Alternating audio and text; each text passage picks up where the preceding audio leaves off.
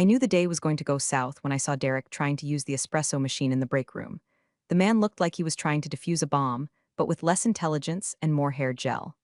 I'm Alina, by the way, lead cryptographer for a defense firm that I can't name without burying this post under 14 layers of redaction tape. I build the digital vaults that keep the uncomfortable truths of national security from leaking onto your Twitter feed. I don't deal in maybes, I deal in 256-bit keys and silence. I was leaning against the counter, watching Derek struggle with a pod that was clearly labeled decaf while he muttered about optimizing caffeine throughput. This is the guy corporate sent down to streamline operations. In my line of work, streamline usually means fire the people who know how the engine works and replace them with yes men who think Python is just a snake. He finally got his brown sludge, turned to me, and gave that tight-lipped, dead-eyed nod that middle managers practice in the mirror. Alina, he said. It sounded less like a greeting and more like he was acknowledging a smudge on his loafers. Derek, I replied, keeping my voice flat. I have a clearance level that would make his head spin off his neck. But to him, I'm just the legacy hire who doesn't laugh at his agile methodology jokes. Before I get into how this sentient LinkedIn profile tried to ruin my life, do me a favor, hit subscribe and upvote this mess. It fuels my rage fire, and honestly, seeing the numbers go up is the only dopamine hit I get since I quit drinking coffee to avoid Derek in the mornings. Thanks. You guys are the real MVPs. I walked back to my office, the war room, we call it. It's a windowless box kept at exactly 68 degrees, filled with enough computing power to simulate the universe or mine Bitcoin until the sun burns out. I sat down at my terminal. I was finishing the final encryption layer for a cross-federal pipeline. This wasn't standard corporate code. This was the digital equivalent of pouring concrete over a nuclear reactor. It had to be perfect. One misplaced semicolon, one weak handshake protocol, and half the Eastern Seaboard's grid logic could be compromised. I typed. My fingers move differently when I'm in the zone. It's not typing, it's weaving. I was stitching a safety net out of mathematics. The cursor blinked, a steady heartbeat in the dark. Tap, tap, enter, done. The compile bar filled up, green and soothing. I felt that specific satisfaction you get when chaos is ordered into submission. I locked the station. My protocol is rigid. Lock, token out, verify, leave. I never skip a step. I grabbed my bag and headed for the secure exit to grab a late lunch. The hallway was quiet, the kind of sterile silence that usually costs billions of dollars to maintain. I reached the heavy maglock doors that separate the SIF, sensitive compartmented information facility, from the lobby. I tapped my badge, beep boop, a red light, that was odd. I wiped the card on my sleeve, a universal gesture of futility, and tapped again. Beep boop, red light, access denied. My stomach did a slow roll like a destroyer changing course in heavy seas. These badges don't just fail, they are hard-coded with RFID chips tracked by satellites. A failure isn't a glitch, it's a statement. I looked up at the camera in the corner. Usually, security would buzz me out in 3 seconds, assuming a reader error. 10 seconds passed. Nothing, I had to manually push the intercom. Security, this is Alina. Badge reader on Sector 4 is acting up. One moment, a voice crackled. It wasn't Old Man Miller, the usual guy, it sounded young. Nervous. Hold on. System says, sync issue, I'll buzz you. Click, the door unlatched. I walked through, my internal radar pinging like crazy. A sync issue. Closed loop system? That's like saying a submarine has a sunroof leak. It's technically impossible unless someone took a blowtorch to the hull. I went to the cafeteria, grabbed a sandwich that tasted like cardboard and sadness, and ate it while staring at the wall. My mind was racing. Derek had been hovering around the IT admin desk yesterday. I had seen him whispering with the sys admin, a guy whose password security habits I've personally flagged 3 times this quarter. I went back up, the badge worked on the main lobby turnstile, but it lagged. A fraction of a second delay, to you that's nothing. To me, that's a packet being routed somewhere else before getting approval. Someone was sniffing the traffic on my own credentials. I got back to the war room. The door was locked just as I left it. I swiped in. I sat down and woke the monitor, and there it was. A terminal window I hadn't opened. It was minimized in the corner, barely visible against my dark background wallpaper. I didn't touch the mouse. I didn't gasp. I froze, becoming part of the furniture. Someone had accessed the terminal in the 20 minutes I was eating my sad sandwich. They hadn't changed anything obvious. The code was still compiling. But the access logs? I pulled them up using a keyboard shortcut that bypasses the GUI, a little trick I wrote for myself years ago. User, Alina admin time, 12:14 p.m. command. Export all/dev/null. They hadn't just looked. They had tried to copy the root directory. But they were sloppy. The syntax was wrong. They tried to pipe it to a null device, probably thinking that meant hidden folder, when in reality they just sent the data into a digital black hole. It was amateur hour. It was offensive. It was definitely Derek, or someone Derek hired who learned hacking from watching Mr. Robot clips on YouTube at half speed. I carefully closed the window. I didn't delete the history. I didn't alert security. If they were coming for me, they were already inside the house. I needed insurance. I reached into my pocket and pulled out my lip balm, except it wasn't lip balm. It was a masked USB drive, specifically designed to look like a generic tube of chapstick. I plugged it into the back of the tower, into the maintenance port that isn't monitored by the standard DLP, data loss prevention software, because I'm the one who wrote the DLP software exceptions. I initiated a silent mirror of the server logs. Every keystroke, every failed login, every unauthorized access attempt from the last 24 hours. You want to play games, Derek? I whispered to the humming server rack. Let's play. The download finished. I pocketed the chapstick. I smoothed my blazer, fixed my posture, and went back to work as if nothing happened. But the air in the room had changed. It didn't smell like ozone and recycled air anymore. It smelled like a trap. The summons came at 9 a.m. sharp the next morning. An Outlook calendar invite titled Status Update with High Importance. No agenda attached. Just me, Derek, and the HR director. A woman named Janice who always smelled like lavender and anxiety. I walked into the HR conference room.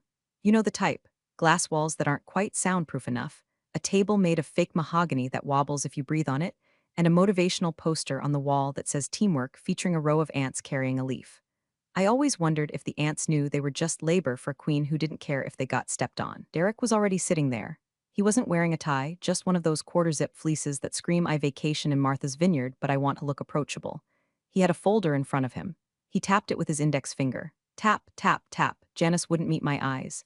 She was aggressively organizing a stack of papers that didn't need organizing. Alina, have a seat, Derek said. He tried to sound grave, but the corners of his mouth were twitching. He was enjoying this. He was practically vibrating with the thrill of power.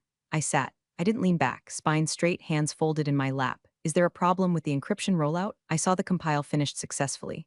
This isn't about the code, Alina, Derek said, opening the folder. He slid a single sheet of paper across the table. It was a printout, standard company letterhead, no Department of Defense seal, no NSA watermark, no timestamps from the Central Clearance Database. Just Arial font, size 12, double-spaced lies. We received a flag during the quarterly security audit, Derek said, his voice dropping an octave to sound authoritative.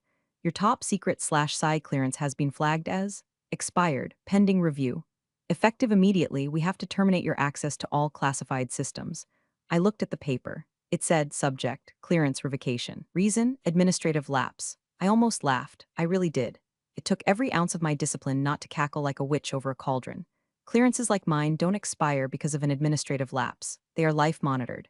If my clearance was actually revoked, I wouldn't be sitting in a conference room with Derek and Lavender Janice.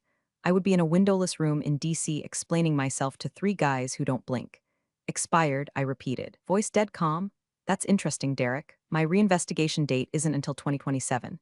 And usually the adjudication facility notifies the subject directly via secure mail before notifying the contractor.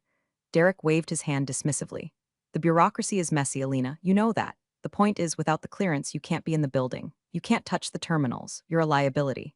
Janice finally spoke up, her voice trembling. We have prepared a severance package, standard 2 weeks plus COBRA. If you sign the NDA regarding your departure today, I'm not signing anything, I said.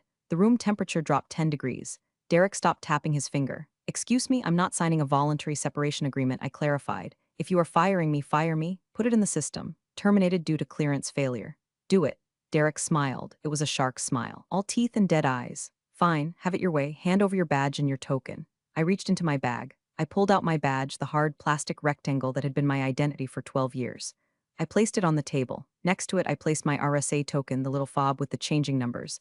And the keys, Derek said. What keys? The encryption keys, the master passcodes for the vault. I stared at him. This was it. This was the whole play. He wanted the keys. He wanted to hand them to someone else and claim he streamlined the department. The keys aren't physical, Derek, I said slowly, as if explaining quantum physics to a golden retriever. They are algorithmic seeds. They rotate every 6 hours. I can't just give them to you. The system generates them based on my biometric profile. We'll figure it out, he snapped. Just go. Security will escort you out. I stood up. I didn't look at Janice. I looked Derek dead in the eye. You really have no idea what you're doing, do you? You think this is just IT support. You think you can just swap out parts. I think your time has passed, Alina, he sneered. We need fresh eyes. Loyal, there it was. He didn't want competence, he wanted a lapdog. I turned and walked out. I didn't look back. I didn't slam the door. I walked past the security desk where Old Man Miller looked confused as he took my visitor log signature. Leaving early, Alina? He asked. Something like that, Miller. Take care of yourself. I walked out into the Maryland humidity. The sun was blinding. My car was baking in the asphalt lot. I got in, locked the doors, and sat there for a full minute. My hands were shaking, not from fear, but from the adrenaline dump of holding back a scream. He lied about a federal clearance. That's not just a firing offense, that's a felony. That's go to federal prison and make license plates territory if the wrong people find out. And I was going to make sure the very wrong people found out. I didn't drive home. Home is where you go to lick your wounds. I drove toward Fort Meade. Well, not into the fort. My badge was gone, after all, but to a nondescript office park about 5 miles away. Place with no sign, just a number on the door. It's a listening post, a secure drop site for personnel who need to report a compromised chain of command without using digital channels. I parked my sedan between a black Tahoe and a gray F-150. I took a deep breath, grabbed my chapstick drive, and walked toward the building. Derek thought he had locked me out. He didn't realize that by cutting my cord, he just turned me into a loose live wire, and he was standing in a puddle. It took less than 24 hours for Derek to unveil his master plan. I wasn't in the office, obviously. I was sitting in my home office, a room that is significantly more secure than most bank vaults, watching the train wreck unfold on a dedicated monitor. See, here's the thing about being the architect of a system. You always leave a back door, not a malicious one, a maintenance hatch. Break in case of emergency loop that bypasses the standard authentication servers and connects directly to the kernel via a hard-coded IP handshake. It's undetectable unless you know exactly which packet sequence to look for in the noise floor. Derek didn't even know what a noise floor was. I had access to the internal security cameras. Illegal? Maybe. Necessary? Absolutely. Derek had called an all-hands meeting in the war room. He was standing at the front, beaming like he just invented the internet. Next to him was a guy who looked like he was engineered in a lab to be the ultimate tech bro. He was wearing skinny jeans, a hoodie that cost more than my car, and had that meticulously messy hair that takes 40 minutes to style. Team, Derek announced, his voice tinny through the microphone. I want you to meet the future of our encryption division. This is Ethan. He's joining us from Silicon Valley. Silicon Valley is code for fired from a startup for losing user data. Ethan threw up a peace sign. Sup, guys, ready to crush some code. We're gonna modernize this stack. No more legacy bloatware, right? Legacy bloatware. He was talking about the polymorphic encryption engine I spent 4 years perfecting, the one that adapts to quantum decryption attempts in real time. He called it bloatware. I watched as my team, sat there in stunned silence.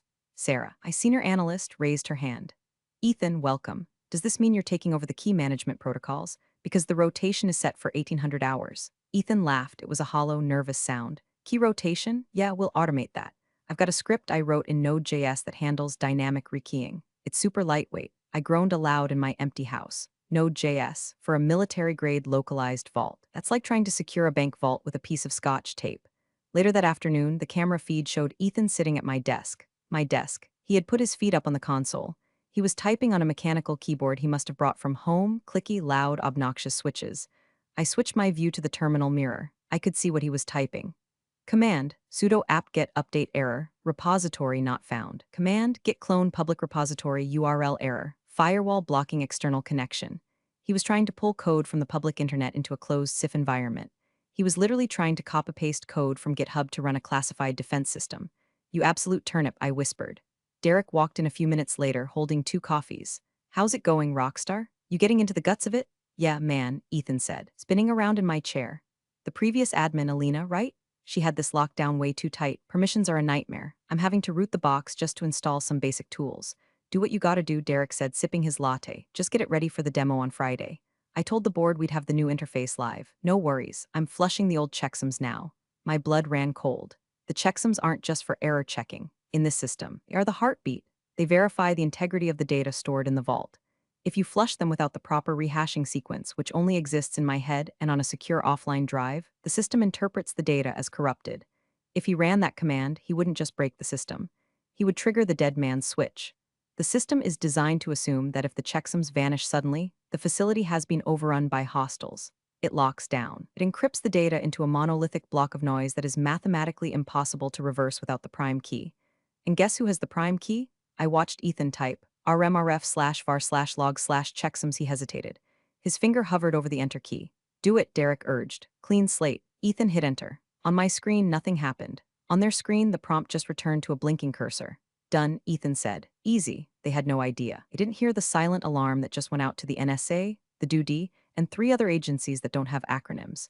They didn't see the background processes quietly locking every single file, turning terabytes of intelligence into digital concrete. They thought they were cleaning house. In reality, they had just welded the doors shut from the inside.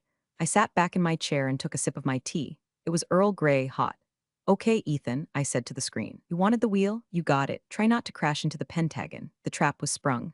Now, I just had to wait for the hunters to arrive. The thing about a silent alarm is that it's really, truly silent. There are no flashing red lights, no sirens, no robotic voice counting down to self-destruct. That's Hollywood bullshit. In the real world, a silent alarm is a single packet of data, 64 bytes long, sent via a subfrequency that bypasses the company's ISP entirely. It hit the Pentagon's servers at 2:14 p.m. At 2:15 p.m., my encrypted phone buzzed. It wasn't a text, it was a push notification from an app that looks like a weather tracker but isn't. Storm warning, severe, location, Sector 7. Sector 7 is the code for my old office. I opened the app and authorized with my thumbprint. A chat window appeared. User ID was just a string of random numbers. Handler, we see integrity collapse on Vault Node 4. Did you authorize a flush? I typed back instantly. Alina, negative. I was terminated yesterday. Badge revoked. Access denied by site manager Derek V. 3 dots appeared. They pulsed for a long time. I could imagine the chaos happening in a windowless room in Arlington. Analysts pulling up logs, realizing the lead cryptographer was gone, realizing some kid named Ethan was currently rewriting the security protocols with crayons. Handler, terminated? We have no record of a clearance withdrawal. You are still the registered Prime admin. Alina, Derek claims my clearance expired. He physically removed me. The current activity is unauthorized. Handler, understood. Hold position. Do not attempt to log in remotely. Do not contact the site. We are initiating a trace. Do not engage. Hardest order to follow. I was watching Ethan on my other monitor. He was currently frowning at his screen. Hey Derek, Ethan called out. Weird thing. The file system is acting kinda slow. I tried to open the user database and it's giving me gibberish. Derek poked his head in. It's probably just indexing. Give it a minute. No, look, Ethan pointed. The file names. They're all changing to random characters. Is that normal? It was the encryption cascade. The system was eating itself to protect the data. It was beautiful. Back on my phone, a new message popped up. Handler, trace confirms unauthorized IP access. User Ethan admin utilizing unsecured script injection. This is a Category 1 breach. We are freezing federal contracts effective immediately. I felt a grim satisfaction. A Category 1 breach isn't a slap on the wrist. It's the call the lawyers and the priests level of screwed. It means the company has failed to protect national secrets. It means their authorization to handle classified data is suspended until a full forensic audit is completed. And audits take months. I watched as Derek's phone started to ring. He ignored it. It rang again. He looked annoyed. Who keeps calling me? He muttered, checking the screen. Washington area code, probably telemarketers. He declined the call. He declined a call from the Department of Defense. I laughed so hard I nearly choked on my tea. Ethan, Derek said, just force a reboot. That usually clears the cache on it. Ethan reached for the power button on the main server rack. My heart stopped. A hard reboot during an active encryption cascade that guarantees data corruption. He wasn't just locking the door, he was setting the house on fire. No, you idiot, I hissed at the screen. Ethan pressed the button. The screens in the war room went black. There, Ethan said. Let it rest for a sec. It'll come back up fresh. On my phone, handler, signal lost. Node 4 is offline. Did they just hard kill the server? Alina, affirmative. Manager instructed a hard reboot during lockdown protocol. Handler, Jesus Christ. Okay. Asset preservation team is mobilizing. Stay by your phone. Asset preservation team. That's polite speak for men with guns and subpoenas. I leaned back. The damage was done. Data was likely corrupted beyond repair. Unless, of course, someone had a backup. A localized, offline mirror of the entire vault structure. Someone who was paranoid enough to keep a copy on a secured drive, disguised as chapstick. Derek had just destroyed millions of dollars of work and compromised national security because he wanted to hire his buddy. And he had no idea that the only lifeboat in the ocean of excrement he just created was sitting in my pocket. I checked the time, 3:30 p.m. The traffic from DC to Maryland is brutal this time of day. The asset preservation team wouldn't arrive until tomorrow morning. That gave Derek and Ethan one final night to stew in their own failure. One night to realize that the system wasn't coming back up. One night to realize that expired clearance was a lie that was about to strangle them. I decided to order a pizza. Extra pepperoni. I deserved a treat. You have to admire the sheer, unadulterated hubris of a middle manager. Even as the server rack sat dark and silent, cooling down from its digital suicide, Derek decided it was time to celebrate. Around 4:30 p.m., the office admins rolled a cart into the main open-plan area outside the war room. Plastic flutes, a bucket of ice, and 3 bottles of mid-range sparkling wine. New era, fresh talent, a printed banner read, was taped crookedly to the whiteboard. I watched through the breakroom security camera. The staff looked uneasy. They knew I was gone. They knew the badge readers were acting up.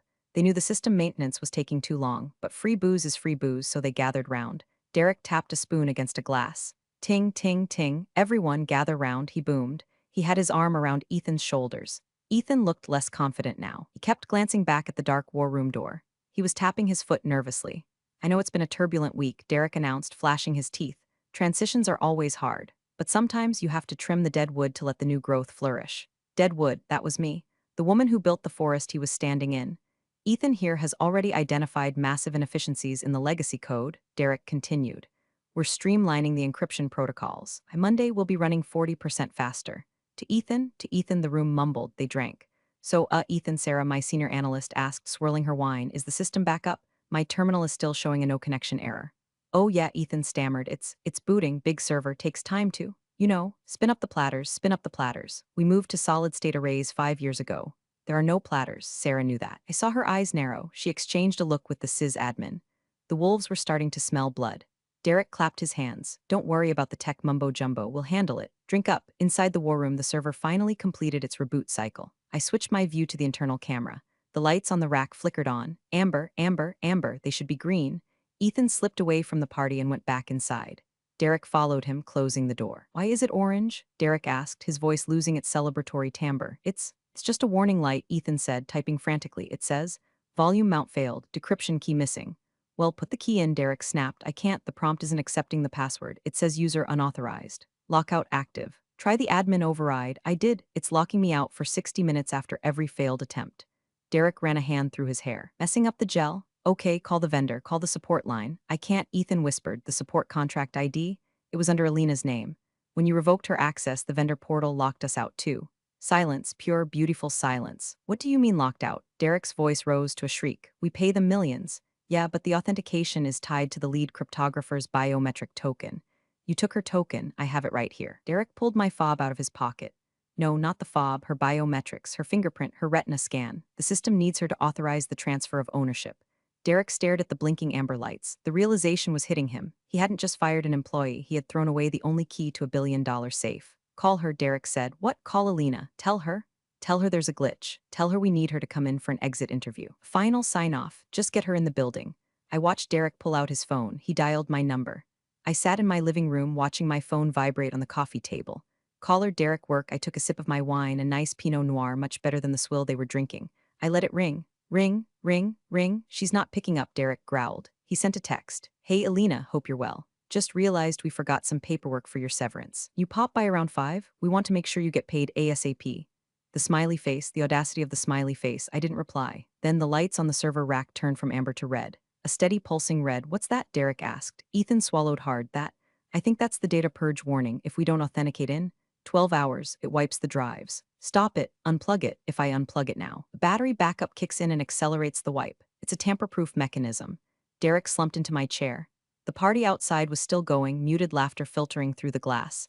But in the war room, the party was definitely over. We need her, Derek whispered. We need her back. She's not coming back, Derek, I said to the screen. Not for you, because I knew who was coming instead, and they weren't bringing severance paperwork.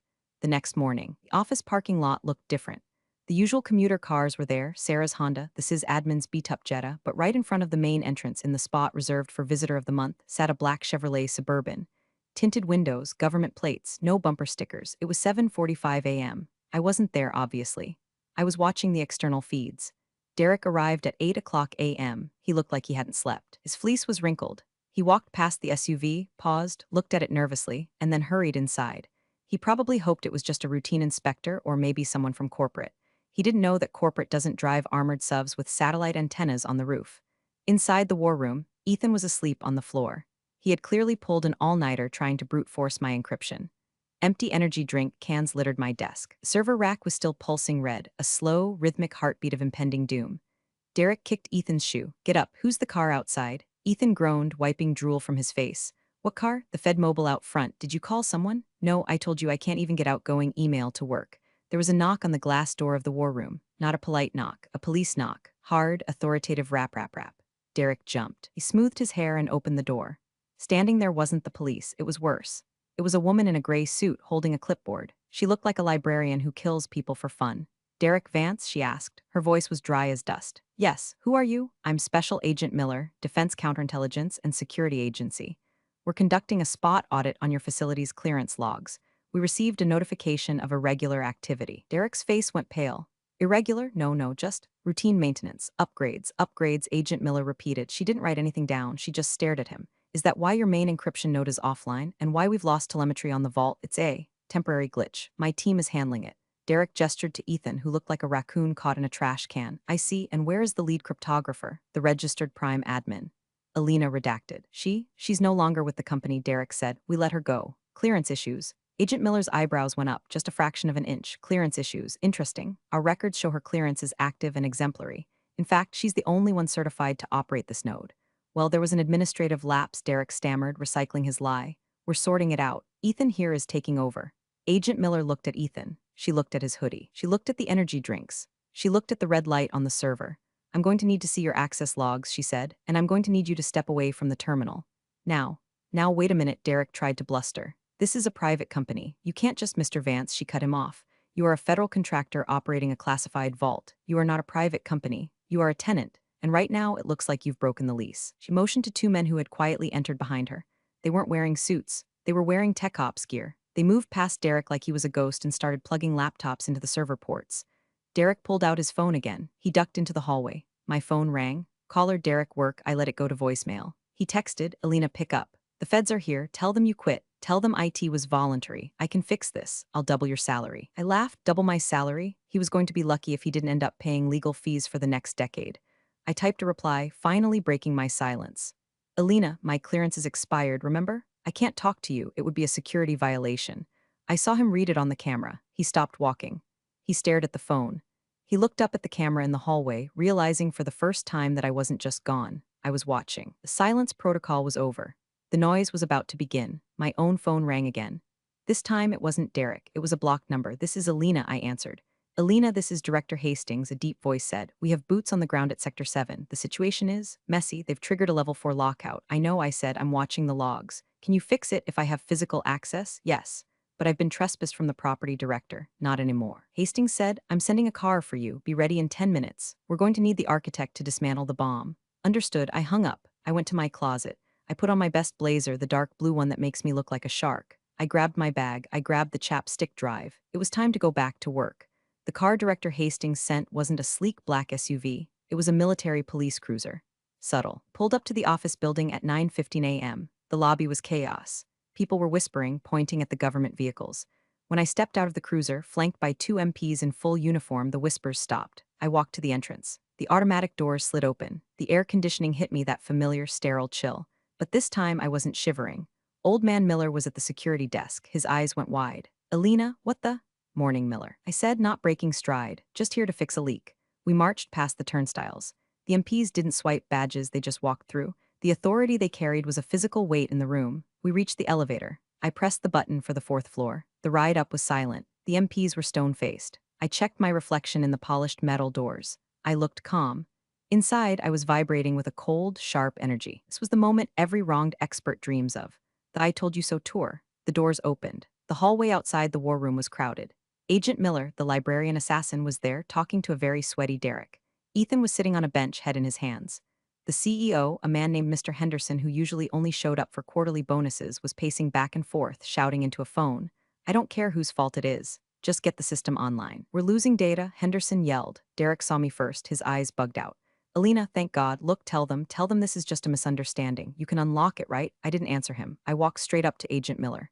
Agent, I said, I'm Alina, lead cryptographer. Agent Miller nodded. Director Hastings briefed me. The system is in full lockdown.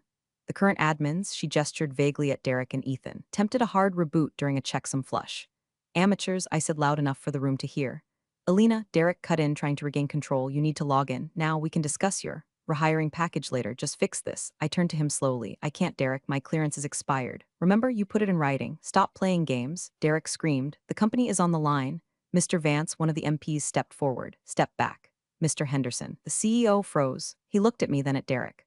What is she talking about? What clearance expired? He fired me yesterday, I said to the CEO. Claimed my federal clearance was revoked. He forged a document to do it. Then he handed the keys to National Defense Secrets to a guy whose password was probably password 123.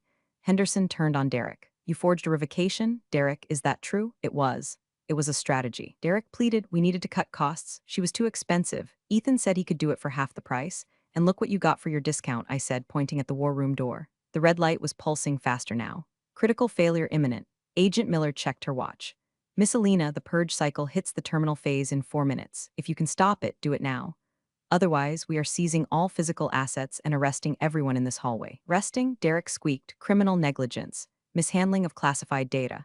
Fraud. Agent Miller listed them off like grocery items. I can stop it, I said. I walked toward the war room. The sea of people parted. I felt like Moses if Moses was a middle-aged woman in comfortable heels. I entered the room. The heat was intense. The fans were running at maximum RPM. The screens were filled with cascading red text. Warning, integrity failure. Deletion imminent. I sat in my chair. It still smelled like Ethan's cheap cologne. I'd have to burn it later. I pulled the chapstick drive from my pocket. What is that? Ethan asked from the doorway. This, I said, plugging it into the maintenance port, is what competence looks like. I began to type. The keyboard felt gritty. Ethan had probably been eating chips over it, but I ignored it. I accessed the command line. The system was screaming, a digital panic attack. It's rejecting all standard input. Access denied. Lockdown in effect. I didn't use the standard login. I used the handshake protocol I had stored on the drive. Command, initiate override auth source, USB mount 01 key, 256-bit hash string. The screen paused. The red text stopped scrolling. Analyzing key. The room behind me was dead silent. I could hear Derek breathing, short, shallow gasps. Key verified. Welcome, architect. Architect, I programmed that little welcome message myself. A bit of ego? Sure, but I earned it. Command, abort purge command, restore checksums from backup. A progress bar appeared. 0%, 10%. Is it working? Henderson whispered. Hush, I said. 20%, 50%. The angry red pulsing of the server rack slowed. The lights flickered, turned amber, and then finally a solid, steady green. The fans spun down to a hum. System restored. Integrity 100%. I exhaled. I hadn't realized I was holding my breath. I pulled the drive out and stood up. It's done, I said. The vault is secure, no data loss. Agent Miller stepped forward and checked the screen. She nodded. Good work. We'll need to do a full audit to ensure no backdoors were left by the unauthorized users. She turned to Derek. Mr. Vance, she said, we need to discuss the document you presented to this employee. It was just a memo, Derek said, backing away. Internal HR stuff. Alina, Agent Miller said. Do you have the letter? I kept a copy, I said. I pulled the crumbled paper from my bag, the one he slid across the table yesterday. Miller took it. She read it. Her expression didn't change, but her eyes got colder. This document attempts to mimic a Department of Defense directive. It cites a non-existent statute. It falsely claims a revocation of a federal clearance. She looked at the CEO. Mr. Henderson, are you aware that forging federal security documents is a felony carrying a mandatory minimum sentence? Henderson looked like he was about to vomit. I had no idea. Derek told me she was being let go for performance issues. He never mentioned a clearance revocation. He lied to you, I said simply. He lied to get his friend hired, and he risked the entire company to do it. Derek was cornered. He looked at Ethan for support, but Ethan was busy trying to melt into the drywall. It was a business decision. Derek yelled, his voice cracking. She was unmanageable. She didn't fit the culture. The culture of what? I asked. Incompetence? You're right, Derek. I don't fit that culture. Agent Miller signaled the MPs. Derek Vance, I'm detaining you for questioning regarding the mishandling of classified material and fraud against the United States government. You can't arrest me. I'm a manager. Not anymore, Henderson barked. You're fired, Derek, effective immediately. And you, he pointed at Ethan. Get out. Don't touch a computer, don't touch a phone. Just get out. The MPs moved in. They didn't cuff Derek, but they flanked him, grabbing his arms. They marched him toward the elevators. He was still shouting about agile workflows and cost savings as the doors closed. The lobby was silent again. Henderson wiped his forehead with a handkerchief. He looked at me. Alina, we need you. Please name your price. We can't run this without you. I looked at the server rack, my baby. It was humming happily again. I'm not coming back to work for you, Mr. Henderson, I said. Double salary, triple stock options. It's not about the money, I said. Let a man like that tear apart my work. You didn't check. You didn't ask. You just signed the paper. Then what will you do? Agent Miller stepped in. Actually, Mr. Henderson, the department is seizing control of this node. We're moving the contract and the personnel. She looked at me. Director Hastings would like to offer you a position, direct hire. No contractors, no middle managers. You answer to the agency. I smiled. I think I'd like that. The transition was swift. By noon, federal teams were swarming the building, boxing up hard drives and shredding paper files. The company, my former company, was effectively gutted. Without the defense contract, they were just another tech firm with too much office space and bad management. Their stock was already plummeting. Apparently, news of an FBI raid tends to spook investors. I packed up my personal items from the war room. Framed photo of my dog, who has better clearance discipline than Derek, my favorite mug, and my cactus. Ethan was waiting by the elevator with a cardboard box. He looked like a kicked puppy. I didn't know, he mumbled as I walked past. Derek said it would be easy. He said it was just maintenance. I stopped. Encryption isn't maintenance, Ethan. It's language. If you don't speak it, don't try to shout over it. I pressed the button. I didn't wish him luck. Be fine. He'd probably land a job at some app startup ruining user privacy for a living. That's where guys like him belong. Outside, the air smelled sweet. Agent Miller was waiting by the sedan. We have the logs from your USB drive, she said. They confirm everything. Derek's attempts to bypass protocol, the authorized access by Ethan, the negligence, and the revocation letter, evidence in the fraud case. He's looking at significant time and a permanent ban from any government contracting. He'll be lucky if he can get a job managing a shift at a pretzel stand. I nodded. It was enough. Here, I said, handing her the chapstick drive. This is the restored encryption keychain and the source code for the override protocol. I kept it safe. She took it, turning the little tube over in her hand. You kept the nuclear codes on a lip balm stick. Nobody checks the lip balm, I said. Security through obscurity. She actually smiled. A real smile this time. Welcome to the team, Alina. I got into the car. As we drove away, I looked back at the office building one last time. It looked small, insignificant, a glass box full of people pretending to be important. I pulled out my phone. I had one notification left, a LinkedIn request from Derek Vance. Sent 2 days ago. Derek Vance wants to add you to his professional network. I hit block. Then I opened the Reddit app. I saw the upvotes climbing on my post. I saw the comments, people cheering for the crypto queen, people roasting Derek, people asking for updates.